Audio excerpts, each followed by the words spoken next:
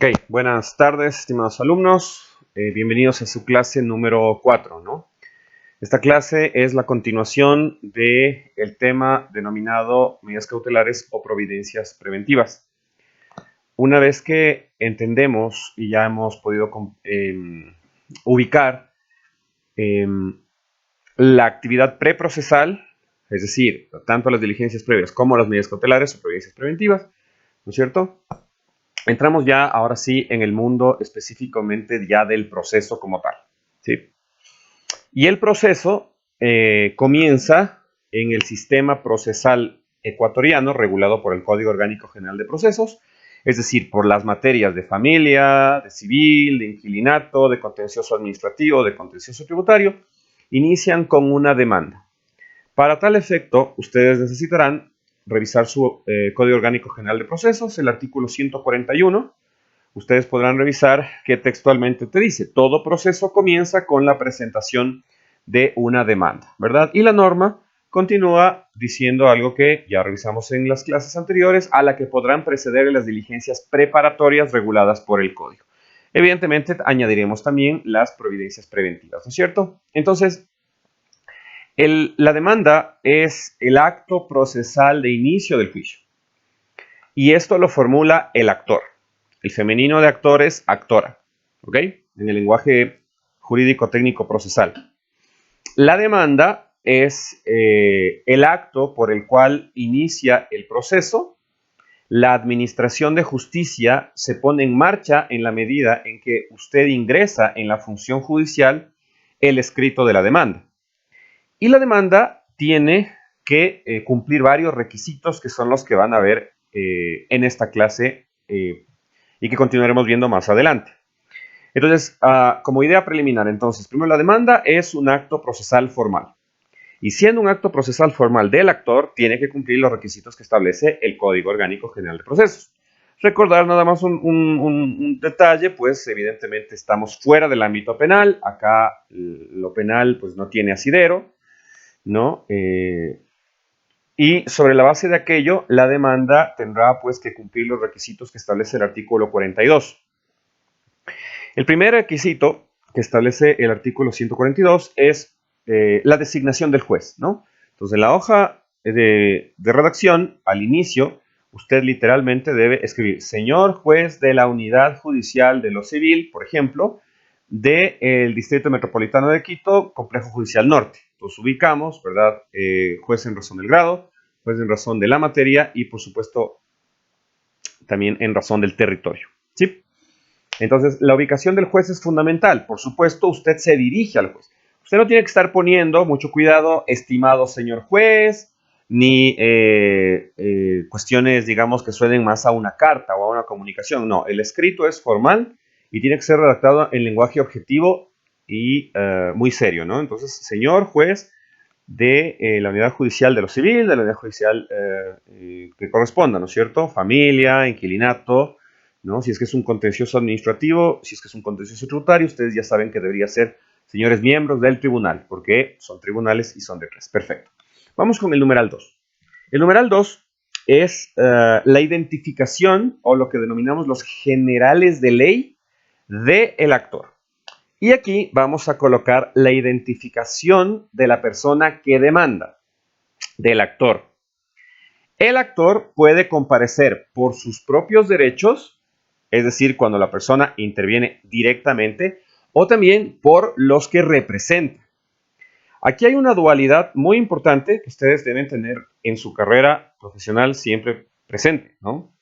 Las personas que activamos a la Administración de Justicia mediante la demanda, comparecemos o por nuestros propios derechos o por los que representamos de alguien más, ¿sí? Cuando lo hacemos por nuestros propios derechos, evidentemente tenemos que, entre otras razones, pues u otros requisitos fundamentales, ser mayores de edad. Yo no puedo comparecer, salvo algunas excepciones que establece el código, comparecer de tal forma sin tener lo que denominamos la famosa capacidad procesal. Por favor, anoten ese en sus apuntes, registren ese dato, ese concepto, la famosa capacidad procesal. La capacidad procesal es la posibilidad de que una persona comparezca ante un juez por sus propios derechos y que fundamentalmente esté en la posibilidad jurídica de hacerlo. Y por eso tiene que ser una persona legalmente capaz, ¿verdad? Ok. Entonces, evidentemente, como ven, cuando una persona es legalmente capaz, comparece al juicio, presenta la demanda y tiene que identificar nombres, apellidos completos, número de cédula de identidad o ciudadanía o por supuesto pasaporte. Es fundamental indicar el estado civil, tal como explica la norma, la edad, porque en la edad usted dirá que es mayor de edad y si es mayor de edad tiene capacidad procesal plena para comparecer. Cuando una persona actúa a nombre de otro, eso se denomina un representante judicial. El representante judicial es una condición jurídica que invita a que el ejercicio de los actos procesales en el proceso se realicen válidamente. Si una persona no es capaz en el proceso, no puede ser capaz para desarrollar todos los actos procesales y eso podría provocar una nulidad en el juicio. Este detalle no es menor y por lo tanto es fundamental que usted entienda cómo el concepto de capacidad procesal viene anclado a exactamente este punto de la demanda. Para tal efecto, es necesario que usted regrese un momento al código. Vamos al artículo 30, por favor. Y en el artículo 30, fíjense lo que dice, ¿no? Lato sensu o en sentido amplio. El sujeto procesal que propone la demanda y aquel contra quien se la intenta son partes en el proceso, son las famosas partes procesales. La primera se denomina actora, ¿no es cierto? La parte actora o también llamada la parte accionante. Y la otra, la parte demandada o la parte accionada. Fíjense ustedes cómo el código te dice en el numeral 1 que pueden ejercer el derecho de acción, por supuesto, las personas naturales. Las personas naturales deben tener precisamente esa condición jurídica de ser procesalmente capaces. No puede, por lo tanto, integrar la relación jurídica procesal a alguien que es incapaz. Si es que alguien es incapaz, o debe ser representado, tiene que esa persona comparecer y decir, yo comparezco en esta demanda y actúo como representante de. ¿Por qué es importante esta distinción? Aquí ustedes van a tener en cuenta que cuando una persona actúa por sus propios derechos, procesalmente hablando, los efectos de la decisión le van a llegar a esa persona, evidentemente. Entonces, vamos a poner un ejemplo. Si es que, digamos, una persona, ¿cierto?, firma un contrato y alega que la otra persona incumplió, iniciará la demanda y dirá, básicamente, yo te demando a ti, tengo capacidad procesal para hacerlo, pero además de ser capaz procesalmente, porque soy mayor de edad, tengo el interés para obrar. Y el interés para obrar es un concepto muy importante en el derecho procesal, que también les voy a cargar una lectura, que tiene que ver ya con la situación de fondo, es decir, con el derecho que se litiga. Si yo, por ejemplo, demando representando a una persona, puede ser que la capacidad procesal la tenga yo, pero el interés para hablar la tenga otra. Y ese es a quien vamos a llamar el actor. Normalmente coinciden en una sola persona normal, pero no exclusivamente en una persona, tanto la capacidad procesal como el interés para obrar. Pero eso, repito, no es una regla general, mucho cuidado. Entonces, ¿en qué casos, por ejemplo, uno actúa a nombre de cuando uno representa a una persona jurídica? Entonces, digamos que yo soy el gerente de una empresa y de acuerdo a los estatutos, yo soy el presidente o el gerente, ¿no es cierto? Y los estatutos dicen que yo seré el representante legal y judicial. Si es que eso es así, entonces yo participo e indico en la demanda. Yo, doctor Francisco Javier Albuja Varela, actúo y comparezco por los derechos que represento de la persona jurídica tal en mi calidad de gerente general o presidente o lo que digan los estatutos. ¿Ya? Y ahí viene la pregunta, ¿qué pasa si un día dejo de ser el representante legal porque renunció, porque decidí irme del país, porque no sé, lo que usted quiera? alguien tiene que seguir en ese proceso representando a la persona jurídica. Entonces, alguien entrará a reemplazar a aquel que ejerce el derecho de acción. Por eso es muy importante entender y dividir el derecho de acción desde la capacidad procesal con el interés para obrar. Son dos conceptos diferentes. Muy bien. Ahora, sobre capacidad procesal, ya que estamos en el tema de la edad, les invito a dirigirse al artículo 31. ¿Qué dice el artículo 31? Toda persona es legalmente capaz para comparecer al proceso. Toda persona es legalmente capaz para comparecer al proceso, pero para ser legalmente capaz yo necesito tener al menos 18 años. Quienes no, tienen que ser, como dije hace un momento, representados. Y la representación puede ser de múltiples formas. Hay muchos ejemplos y ustedes pueden tomar el mismo artículo 31 y se van a dar cuenta. Por ejemplo, si un niño puede comparecer a un juicio, a un proceso judicial, no puede ser parte procesal porque es un incapaz. Y además es incapaz absoluto. ¿Quién debe representar? Su tutor. ¿Y quiénes son sus tutores? Los padres. Entonces, por ejemplo, digamos que un niño, sus padres están separados, ¿no? Y el niño no está recibiendo el derecho de alimentos. ¿Quién es el que demanda? ¿Quién tiene el interés para obrar en ese juicio de alimentos? El interés para obrar lo tiene el niño, porque él es el titular del derecho sustantivo, pero él no puede ejercer el derecho ante el proceso. ¿Quién ejerce a su nombre la representación procesal? Su madre. La madre comparece como representante del niño. Quien se beneficiará del derecho es el niño, no es la madre. De tal manera que existen diversas formas de representación judicial, ¿no? Entonces, cuando una persona comparece, lo hace por sus propios derechos y regularmente por los intereses que él o ella persigue en la intervención de la justicia. Ahora, como digo, hay muchos otros representantes, ¿no? Hay varios otros representantes. Usted tiene, por ejemplo, también en el caso de las personas que han sido declaradas interdictas, ¿cierto? Entonces tiene la persona con demencia que ha sido declarada judicialmente por juez de la familia como demente o persona con demencia, siguiendo la lógica de la Corte Constitucional, que distinguió que no se debe decir, el Código Civil no debe decir persona demente, sino persona con demencia. Eso dijo la Corte Constitucional en una sentencia que ya tiene algunos meses, ¿no? Entonces, ¿quién debe representar en el proceso a esa persona? La persona que ha sido nombrada curadora. Y eso lo establece el juez de familia. Otro ejemplo de representación sucede con los famosos procuradores judiciales. ¿Qué es un procurador judicial? Un procurador judicial siempre es un abogado. Siempre, siempre, siempre es un abogado. Un procurador judicial no puede ser nunca una persona de una distinta profesión. No puede ser un arquitecto, no puede ser un ingeniero, no puede ser un médico. Un procurador judicial es un abogado que ha sido nombrado como tal procurador judicial. Y por favor voy a necesitar que revisen las reglas de la procuración judicial que se encuentran a partir del artículo 41. Y claro, cuando un abogado comparece como procurador judicial, está actuando como si se tratase de la persona en cuanto a su capacidad, pero no a su interés, porque por más procurador judicial que yo sea, por ejemplo, digamos que una persona, un cónyuge, me contrata a mí para demandar a su cónyuge por una causal de divorcio por haber incurrido en alguna de las causales del Código Civil. Y me contrata a mí y dice, yo no deseo comparecer al juicio salvo cuando tenga que rendir mi declaración, ¿verdad? Pero el resto, yo no tengo tiempo de saber de jueces, de abogados, yo no tengo tiempo, yo no puedo pedir permiso en mi oficina para ir a la función judicial.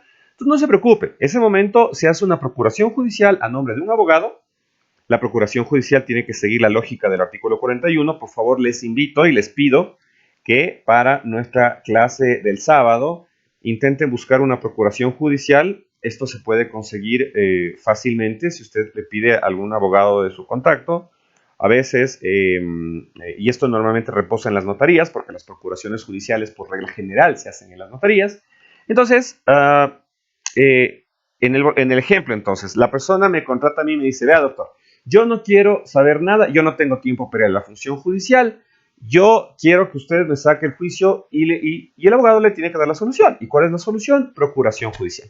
¿Cómo compareces en la demanda en ese sentido? Entonces, comparece el abogado. Yo, Francisco Javier Albuja Varela, en mi calidad de procurador judicial de la persona tal, XXX, y presento la demanda. Yo estoy actuando en capacidad procesal. Yo no estoy actuando en interés de fondo, porque yo no me voy a divorciar. Quien se va a divorciar es mi cliente. Entonces, nuevamente repetimos, la diferencia entre la capacidad procesal y, por supuesto, el interés para obrar. Son dos conceptos que se complementan. No puede haber el uno sin el otro en el proceso. Normalmente, las procuradurías judiciales se hacen en notaría. Ante notario público hay algunos requisitos y existen otras formas para comparecer mediante procuración judicial. ¿Quién más necesita procuración judicial? Bueno, cualquier persona puede conferir procuración judicial, ¿no? Siempre y cuando sea hábil legalmente en el derecho. Es decir, a mí no me podría, por ejemplo, conferir procuración judicial un niño, porque si el niño no es capaz procesalmente, no me va a poder transferir la capacidad procesal a mí. Tiene que ser una persona procesalmente capaz quien transfiera la capacidad procesal a un profesional del derecho para que se configure, pues, la capacidad procesal en la procuración judicial, ¿no? Por supuesto los niños, ¿no es cierto? Por supuesto las personas jurídicas necesitan un representante para el proceso, ¿no? Si ustedes se fijan en el artículo 34, el 35, ¿verdad? Necesitas nombrar o contar con la capacidad procesal. Y esto va atado con el requisito de edad que les dije hace un momento del artículo 142, porque tú para comparecer a un juicio tienes que ser legalmente y procesalmente capaz. Si no lo haces, puedes provocar una nulidad. Y eso te puede generar costas procesales, porque las costas procesales, ustedes recordarán, son una sanción que los jueces ordenan para cuando se ha incurrido en cuestiones tales como estas. ¿Ok? Ahora, ya que estamos un poquito hablando de procuración judicial, quiero comentarles dos cosas. Primero, no es que constituir una procuración judicial es una cuestión completamente obligatoria, ¿no? Cuidado, no. La procuración judicial es una opción que los abogados les damos a nuestros clientes cuando, digamos, tienen el deseo de no comparecer al juicio o tienen muchos juicios, ¿no? Entonces, a veces el cliente te va a decir, vea, doctor, yo no quiero, digamos, estar atrás ahí o pendiente o tener que ir todo el tiempo a las diligencias, ¿no es cierto? Salvo cuando estrictamente sea necesario. Entonces prefieren una procuración judicial. Pero la procuración judicial no es una regla general, ¿ok? No es una regla general. Entonces, lo que sí es una regla general, y por supuesto, como en el derecho hay excepciones, es que toda demanda tiene que estar firmada por un abogado. Toda demanda tiene que estar firmada con un abogado. El código establece algunas excepciones que se podrán ver más adelante, pero toda demanda requiere ser firmada por un profesional del derecho con credencial del Consejo de la Judicatura. ¿Ok? Al momento que una persona se gradúa de la universidad, pues debe cumplir con el registro de la credencial y la extensión de la credencial, ¿no es cierto?, en el Consejo de la Judicatura, y eso le habilita a usted ya para ejercer la profesión. Entonces, idea central, ¿no? Una persona tiene que comparecer a un juicio siendo capaz procesal. ¿Quién tiene capacidad procesal? Las personas mayores de 18 años. Si es que usted tiene capacidad procesal, usted puede transferir su capacidad procesal a un profesional del derecho y la forma es una procuración judicial. Si es que no lo hace con procuración judicial, lo que debe hacer es en la demanda, en la parte final, usted coloca una frase que dice, palabras más, palabras menos, nombro y designo al abogado Francisco Albuja para que en el presente juicio represente mis intereses. Eso no es una procuración judicial, eso es simplemente una autorización, ya que las demandas deben tener, pues, la firma del abogado. Entonces, dicho esto, Vamos a proseguir. Entonces, volvamos al artículo. Esto último que les dije está en el 36. Las partes que comparezcan a los procesos deberán hacerlo con el patrocinio de un defensor, salvo las excepciones establecidas en el código. ¿Ok? Por supuesto, ustedes saben que si una persona no cuenta con los recursos económicos para solventar un abogado privado, el Estado tiene la obligación de facilitarle un abogado de orden público, de la Defensoría Pública. Les recomiendo que consigan una procuración judicial y quiero que revisen el contenido del instrumento. Ahí te dice quién es el abogado, quién está confiriendo la procuración, ¿no es cierto? Las procuraciones, probablemente me hagan esta pregunta en la clase, las procuraciones judiciales son o pueden ser levantadas, por supuesto, porque es un ejercicio de confianza. No es que usted transfiere la procuración judicial, la capacidad procesal mediante procuración judicial y pierde la capacidad procesal para siempre. No, cuidado, no. La capacidad procesal siempre la tienes. Lo que haces es, a veces, transferirla cuando deseas. Muy bien. Volvamos entonces, por favor, al artículo 142. Estábamos entonces en nombres y apellidos completos del actor, cédula de identidad, ciudadanía o pasaporte, estado civil, edad. Te pide también la profesión o la ocupación. Usted tiene que indicar a qué se dedica, cuál es su profesión o su ocupación. La dirección domiciliaria y electrónica del actor. A ver, aquí quisiera hacer algunas precisiones.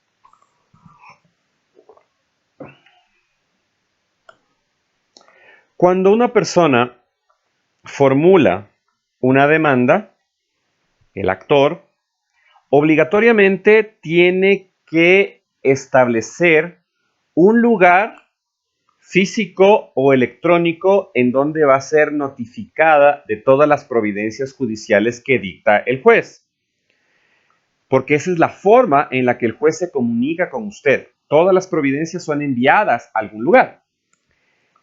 En la modernidad, pues ya establecemos, los abogados solemos ya aplicar más bien los correos electrónicos para que la función judicial nos remita los actos procesales en un juicio. Por eso usted se fija ahí que te dice la dirección electrónica del actor, el casillero judicial electrónico o el del defensor público. Normalmente los abogados, cuando redactamos las demandas, colocamos ahí y el correo electrónico nuestro, porque el cliente no necesariamente va a tener el tiempo ni la atención y para eso nos están contratando. Nosotros colocamos nuestra dirección electrónica y decimos en la cual recibiremos todas las notificaciones y eso ponemos la dirección nosotros los abogados. ¿Ok? También existe, ya menos, por el impulso tecnológico, pero también existen las casillas judiciales físicas. Las casillas judiciales físicas son unos casilleros que se encuentran en las dependencias de la función judicial y en donde se notifica físicamente de las providencias del proceso. Literalmente, el secretario firma las providencias, ¿no es cierto? Las certifica de lo que dicta el juez y se traslada y coloca e inserta en una casilla la providencia que está siendo notificada. Como les digo, esta posibilidad existe. De hecho, no es que ha desaparecido, pero ahora es más frecuente y por así decirlo es más óptimo fijar una casilla judicial electrónica porque eso le facilita muchísimo el trabajo al secretario porque como ya están insertos en el sistema los correos electrónicos del actor, ¿no es cierto? Y luego, bueno, vamos del demandado, lo único que hace es con un clic y las providencias son notificadas inmediatamente. Imagínense lo que demoraría hacer un clic que dura menos de un segundo versus imprimir la hoja, ponerse de pie, trasladarse y dejar físicamente en la casilla, ¿no? Entonces ya no es del todo conveniente hacerlo, pero está la posibilidad, ¿ok? Bien, fíjense lo que dice a continuación. Te dice, cuando se actúa en calidad de procurador o representante legal, se hará constar también los datos del representado. Porque claro, quien está compareciendo es la persona que tiene la capacidad procesal. Y si es capacidad procesal transferida, tengo que indicar expresamente los derechos que yo estoy representando. En el proceso, repito, en el proceso, no es en el interés de fondo. El abogado y procurador judicial no se va a divorciar. Quien se va a divorciar es su cliente, pero quien está compareciendo a juicio es el procurador. Entonces, tanto la institución de la capacidad procesal como el interés de fondo confluyen muchas veces en la misma persona, o si es que se actúa por representante, pues quedará dividido. ¿Sí? Muy bien. Muy bien, muy bien. En el número 3 te establece como requisito el número del RUC, de Registro Único de Contribuyentes. Este dato te lo coloca el código, el COGEP, cuando estamos hablando de personas jurídicas, ¿no? Entonces, si son personas jurídicas, tienen que tener el RUC. Ahora, suele presentarse la pregunta sobre si el RUC tiene que estar activo o no, porque el RUC se puede desactivar. La respuesta a esta pregunta es un gran depende. Es un gran depende. Hay pretensiones que el actor formula que no tienen nada que ver con el RUC. Por ejemplo, una persona que está demandando a la otra por, qué sé yo, un divorcio. Volvamos al tema del divorcio, ¿no es cierto? O unos alimentos. Una madre demanda en representación de su hijo al padre del niño, ¿no es cierto? Y debe acompañar los datos, ¿no es cierto?, como representante, pero ya no tiene por qué decir el RUC, porque no es una relación, digamos, que requiere ese tipo de información. Entonces el RUC está reservado para cierto tipo de procesos. Vamos, si usted hace un contencioso tributario y usted quiere, como empresa, quiere impugnar a la SRI, evidentemente va a poner el RUC. De hecho, cuando son personas jurídicas, los jueces te suelen pedir el número de RUC. Entonces, para que tengan presente ese detalle cuando estén ya ejerciendo la profesión. ¿Ok? Bien. Entonces, esto que acabamos de ver, el 2 y el 3, son los famosos generales de ley del actor. Es la identificación del famoso legitimado activo. El legitimado activo se identifica ante el juez y le dice, yo me llamo, y le dice, yo vivo en tal lugar, esta es mi edad, esta es mi profesión, y comparezco o por mis propios derechos o por los que represento. Estos son los generales de ley del famoso legitimado activo. Por favor, en sus cuadernos anoten ese concepto, el legitimado activo. Muy bien. Luego que el actor se identifica, viene a la obligación de identificar al legitimado pasivo, o también llamado demandado, o también llamado accionado. La identificación de la persona demandada, sin duda alguna, también tiene muchas cosas que hay que tener en cuenta, ¿no? Evidentemente te dice los nombres completos, se entiende apellidos, lógico, ¿no? Y la designación del lugar en el que debe citarse el demandado. La demanda es un acto procesal formal, y eso comencé diciéndolo en esta clase. Y como tal, tiene que hacerse conocer al demandado de una manera legal también. Esta forma legal se llama citación. Y la citación es un acto también formal que debe cumplirse en la manera que establece el código. La citación tiene que hacerse en legal y en debida forma. Porque si usted no lo hace en legal y en debida forma, la citación puede ser nula. Y eso acarreará problemas más adelante. Entonces, el lugar de citación, si bien en esta clase no vamos a ver todavía cómo se cita a los demandados, pero es importante que usted sepa e identifique y le diga al juez exactamente en dónde va a citarle al demandado. Es común, y suelen preguntarme varias veces esto, si es que un correo electrónico es un lugar suficiente para citar con la demanda. La respuesta a esa pregunta en realidad es un gran depende. Depende. ¿Por qué? Porque el correo electrónico no es una fórmula de citación legal, salvo que se hubiera pactado expresamente de esa forma en un contrato. Es decir, vamos a imaginar, piense usted, no sé, Elizabeth, que desea demandar a Ana Lucía, ¿ya? Usted de sopetón conoce que el correo electrónico de Ana Lucía es X, ¿ya? Y usted le dice al juez, y cítese a la demandada Ana Lucía Jaramillo en el correo electrónico tal. Esa citación, en esa circunstancia, evidentemente es una citación ilegal. Para que eso pudiera proceder, obligatoriamente, tanto usted como Ana Lucía debieron haber firmado un contrato y una cláusula que diga específicamente, en caso de controversias ante la función judicial, nos demandaremos mutuamente o fijamos como nuestros domicilios electrónicos para recibir la demanda el correo tal y el correo tal. Esa es la única forma para establecer que existe una citación legal por correo electrónico. Entonces, cuando usted a su cliente le cuente esto, tiene que decirle, pero necesitamos saber en dónde le vamos a citar al demandado. Porque no es así nomás.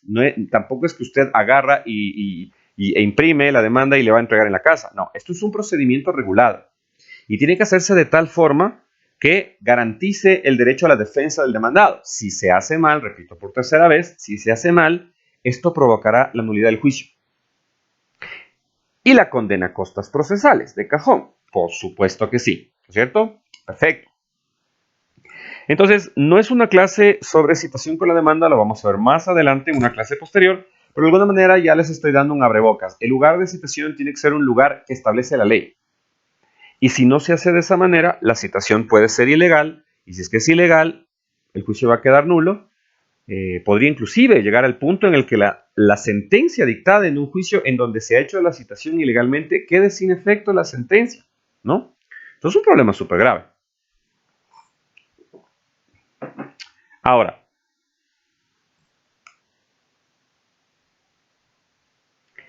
si se fijan en el numeral 4, te dice, además de la dirección electrónica si se la conoce. Me van a decir, pero entonces, si hay formas legales de citación, ¿para qué el legislador coloca la frase, además de la dirección electrónica si se conoce?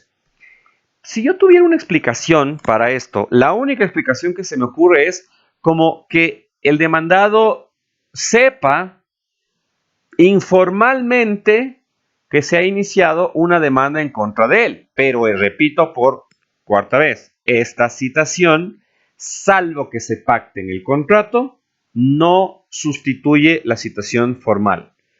Y por lo tanto, ese demandado tranquilamente podría alegar que no ha sido citado legalmente, ¿no? Entonces, este es uno de los puntos más conflictivos que existen en el derecho procesal y en la práctica judicial, ¿no?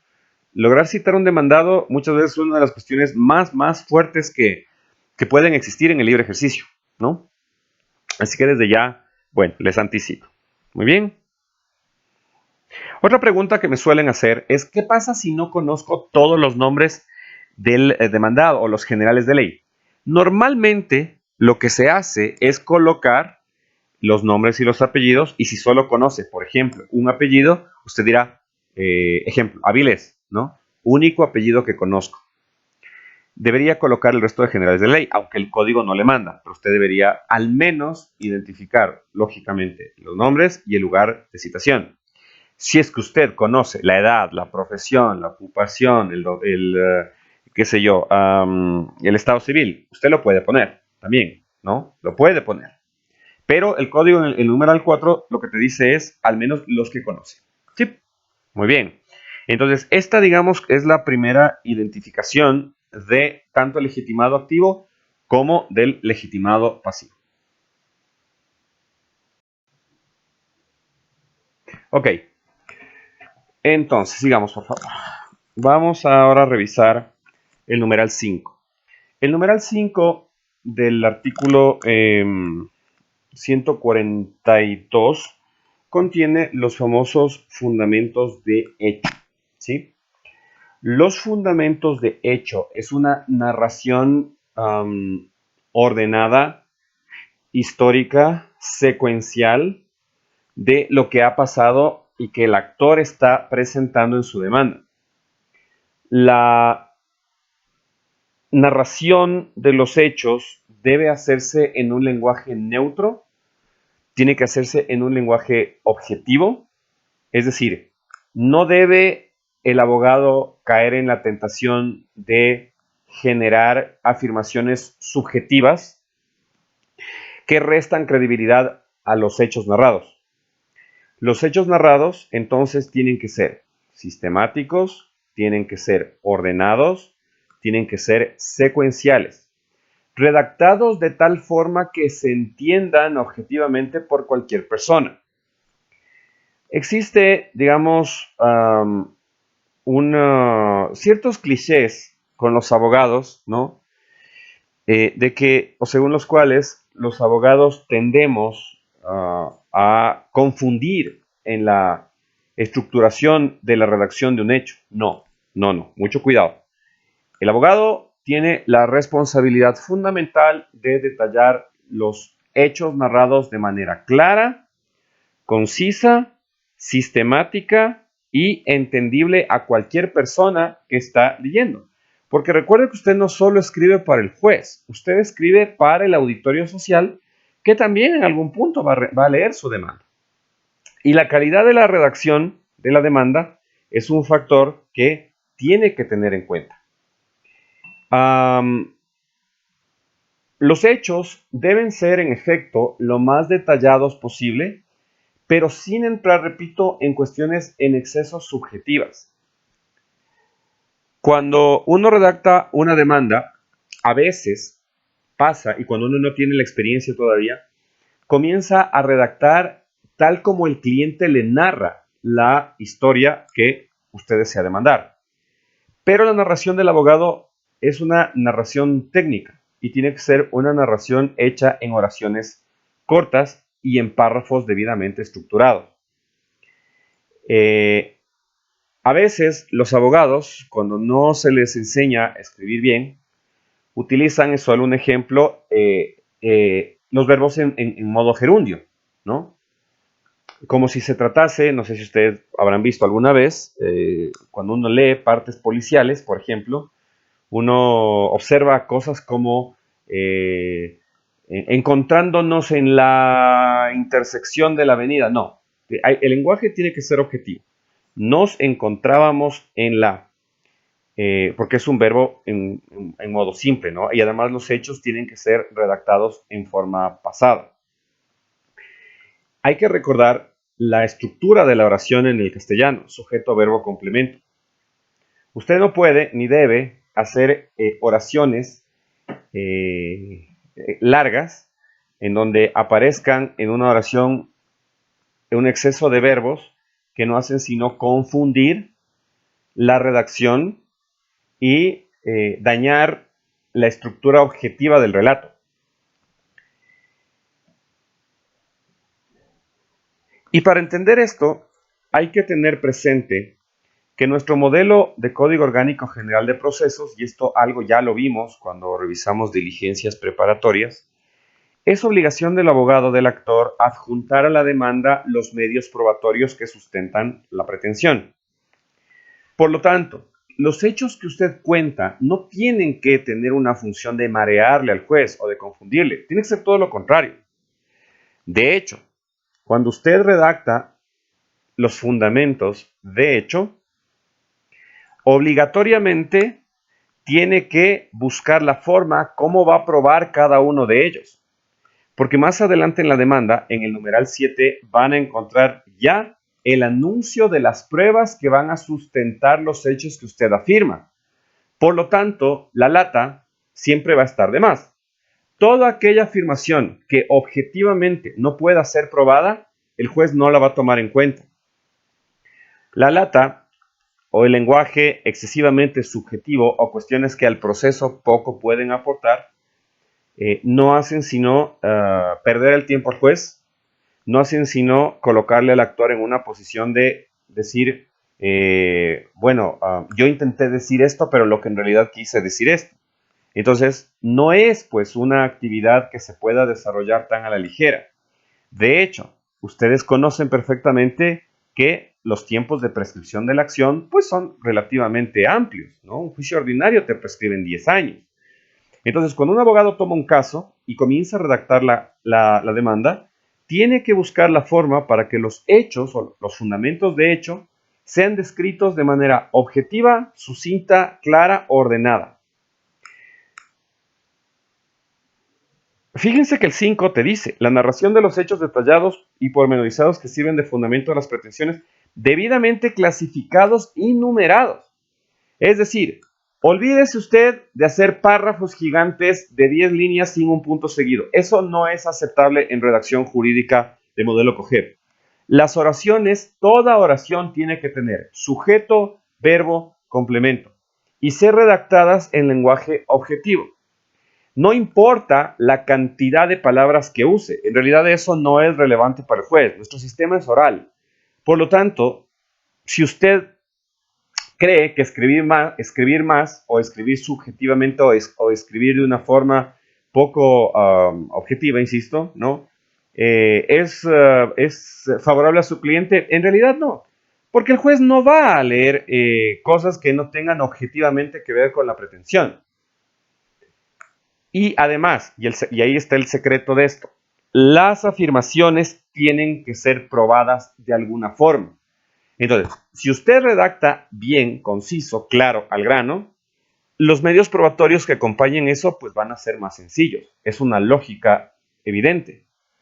Si usted enreda el relato, si usted incrusta elementos subjetivos que no ayudan, sino que más bien confunden a entender al juez, ¿no? Usted mismo es un disparo al pie, porque después va a decir, bueno, yo dije esto, ¿cómo lo voy a probar?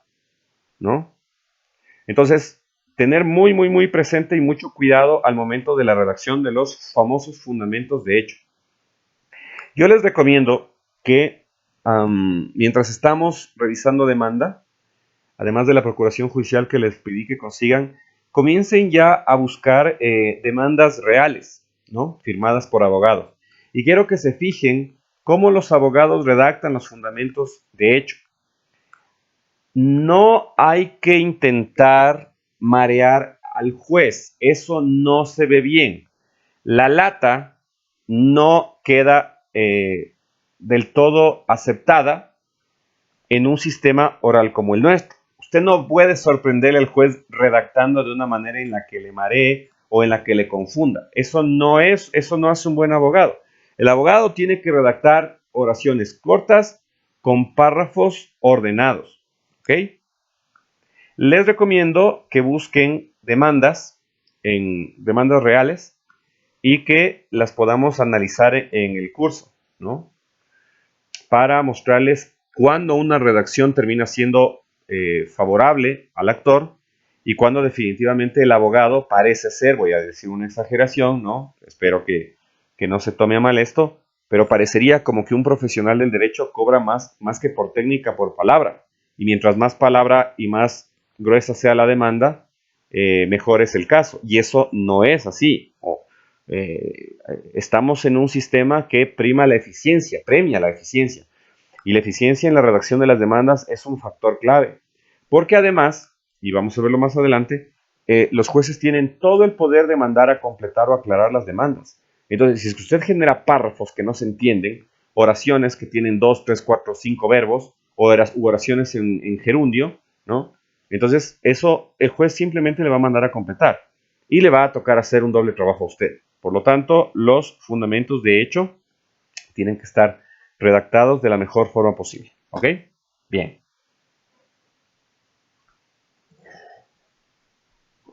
El número 6 contiene los famosos fundamentos de derecho. ¿Qué es el fundamento de derecho? El fundamento de derecho es la identificación de la norma jurídica sustantiva, repito, de la norma jurídica sustantiva que va a sustentar su pretensión. Es la identificación en el universo del ordenamiento jurídico, de aquella norma específica que va a sustentar lo que usted le está pidiendo al juez. Y repito nuevamente, es norma de tipo sustantiva, no es norma de tipo procesal, porque obviamente la norma procesal, bueno, verlo más adelante, en la identificación del procedimiento, porque cada pretensión tiene un procedimiento en nuestra legislación. Pero la norma sustantiva es la identificación de una norma de fondo, de una norma de derecho. No es una norma procedimental, es la norma que regula. Entonces, vamos a poner ejemplos. Si usted va a demandar en un juicio del trabajo un despido intempestivo, usted tiene que ubicar la norma en el Código del Trabajo que dice, el despido intempestivo es tal cosa. los alimentos deben concederse de tal forma. Al adquirir la prescripción adquisitiva de dominio, el Código Civil te dice, esto es la prescripción adquisitiva. El Código de Comercio, ¿cierto? La ley de inquilinato, el Código Monetario Financiero, ¿no es cierto? Entonces, son normas de derecho sustantivo que asisten a la pretensión. Los fundamentos de hecho deben ser literalmente encuadrados, conectados directamente. Esta no es una conexión indirecta, es una conexión muy directa con los fundamentos de derecho. Porque esa es la norma jurídica que sustenta, o las normas jurídicas que sustentan su caso. No va usted al juez solo a contar una historia en el numeral 5. La historia tiene que estar o tiene que permitirse estar insertada en la norma jurídica que usted identifica al momento de presentar la demanda. Toda demanda tiene que tener un fundamento jurídico específico, claro, que le permita al juez no solo luego de leer los fundamentos de hecho decir, ok, entonces esto es lo que el actor me está diciendo y esta es la norma jurídica o normas jurídicas que le asisten. La preparación e identificación depende del caso, ¿no? Entonces, usted como abogado, como profesional en el libre ejercicio tiene que investigar con tiempo para saber qué norma jurídica le asiste a su cliente y buscar la mejor norma para aplicar en la demanda. Porque de lo contrario puede generar una confusión en el juez. De todas maneras, ya que estamos hablando de fundamentos de derecho, quiero explicarles una institución que tal vez pudieron haber escuchado en algún punto en alguna otra clase.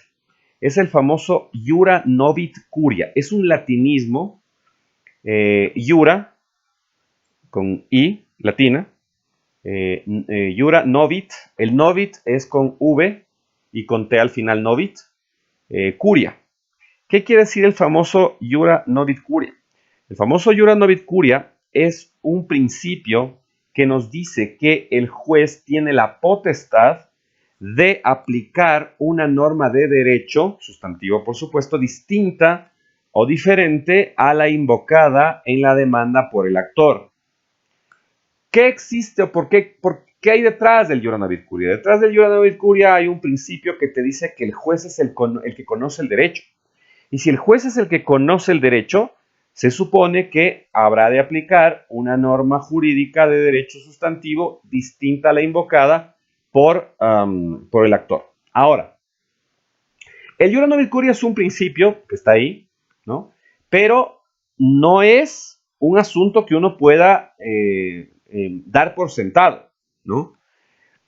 Puede ser que en efecto el juzgador tenga la posibilidad y lo haga porque tiene la potestad para aplicar una norma jurídica distinta a la que usted aplicó o identificó en su demanda. Pero el trabajo en realidad es del abogado y es el profesional del derecho el que tiene la obligación clara de identificar la mejor norma que sustente la pretensión del actor. Porque de lo contrario, si usted dice, bueno, al final del día siempre estará el Iura Novit Curia como una especie de salvavidas, ¿no?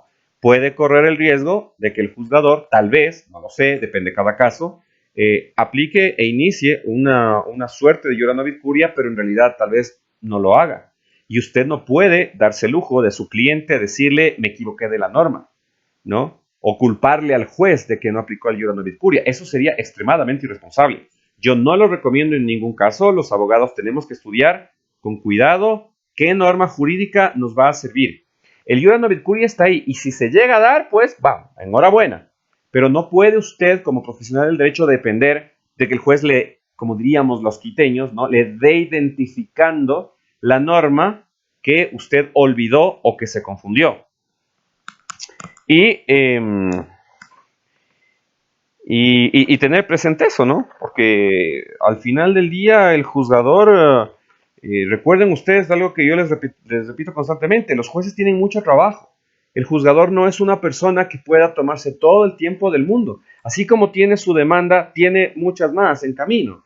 Y tiene que calificar esas demandas. Y si usted le da el trabajo, los fundamentos de hecho ordenados correctamente, los fundamentos de derecho bien identificados, ¿cierto? Le va a facilitar la vida al juez. Imagínense lo que es para un juez, y si ustedes llegan a ser jueces, se van a acordar de mí, que un actor te presente la demanda de manera desordenada. que te presente los hechos en párrafos de 10 líneas sin un punto seguido, ¿no? O con abuso del gerundio, o mezclando los verbos, ¿no es cierto? Sin saber exactamente qué es lo que pasó. Haga de cuenta que el juzgador tiene tiempo limitado y cuando el juez toma su demanda y la comienza a leer, lo mínimo que debe hacer es ofrecerle claridad en la exposición. De lo contrario, nuevamente voy a usar una frase que usé hace un rato, se va a disparar usted en el pie. Entonces, no confíe ciegamente en el Iura Novit Curia. Su trabajo como profesional es buscar la norma jurídica que en derecho se ajusta mejor a lo que usted intenta contar dentro de esa historia jurídica que le está contando el juez. ¿Sí? Muy bien.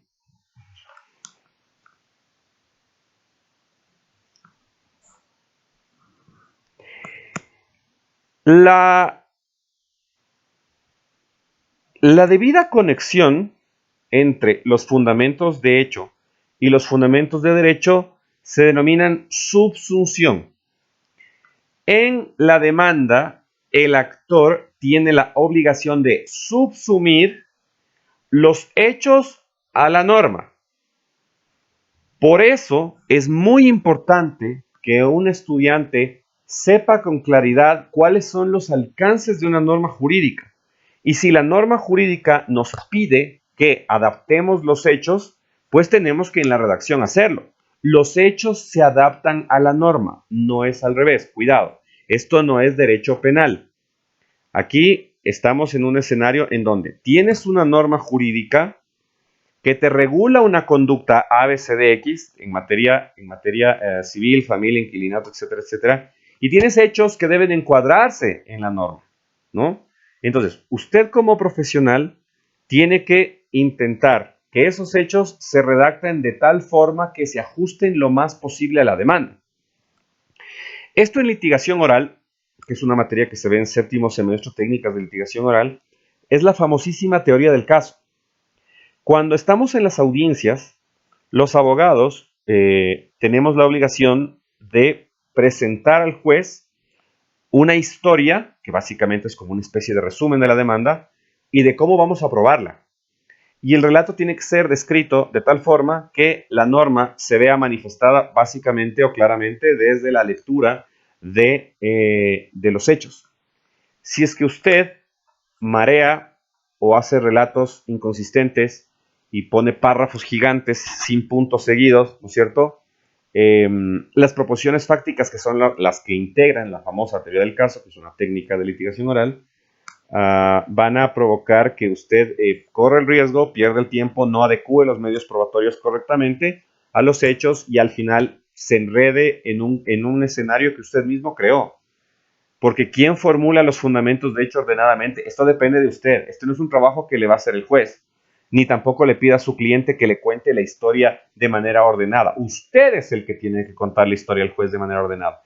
Los clientes hablan de manera como uno cuenta una historia, como uno cuenta cualquier historia. Y le añade su pedacito de exageración y a veces a cosas importantes no le paran mucho balón. Por eso el abogado tiene esta responsabilidad enorme de construir los fundamentos de hecho en el enlace justo con la norma jurídica o las normas jurídicas, ¿ya? ¿Es fácil? No es fácil. Al principio no. Y para un estudiante de derecho de cuarto semestre puede resultar un tanto complicado. En efecto lo es. Pero la idea es que ustedes puedan ir entrenando la forma de redacción jurídica. Está de más, obviamente, recordar la ortografía, eso de cajón. Tenga especial cuidado con mandar las demandas con faltas de ortografía. Eso no es aceptable. Es usted como abogado el prestigio que está teniendo detrás. Si alguien debe escribir bien, somos los abogados. Y más que todo, si estamos presentando un escrito judicial que además es formal. Entonces, les ruego encarecidamente que por favor redacten correctamente.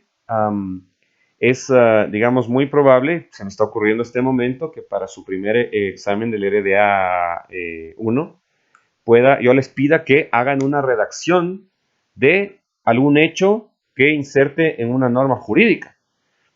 Entonces yo les pediría que lleven para el examen el Código Civil Físico, obvio, el Código Civil Físico, la Ley de Inquilinato Física, el Código de la Niñez y la Adolescencia, y que ustedes puedan construir un relato como si fueran fundamentos de hecho. Y yo en el examen les puedo decir, construyan ustedes, redacten ustedes, a mano, obviamente, no con computadora, porque quiero ver cómo están redactando. Entonces, eso es lo que en este momento se me acaba de ocurrir para, como parte, componente de su examen, porque necesito que redacten bien. Y para eso pueden llevar normas jurídicas impresas, porque el examen va a ser a mano.